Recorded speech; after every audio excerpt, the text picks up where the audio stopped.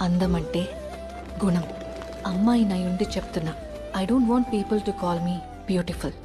దాని బదులు నీది కష్టపడే తత్వం, నీలో కరుణ ఉంది, నీకు ధైర్యం ఎక్కువ, నువ్వు తెలివైన దానివంటే నాకు సంతోషం. Address us by our qualities. MS Subbulakshmi అంటే భక్తి, అందం కాదు. మదర్ తెరెసా అంటే కరుణ, అందం కాదు. ఐన్ ర్యాండ్ అంటే తత్వం, అందం కాదు. సరస్వతి అంటే విద్య, దుర్గా అంటే ధైర్యం, గౌరీ అంటే తపస్సు, లక్ష్మి అంటే శుభం.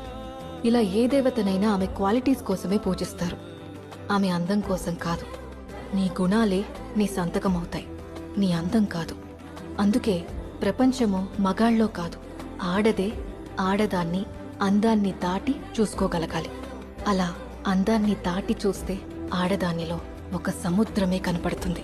గుణాలతో నిండిన ఒక దేవతే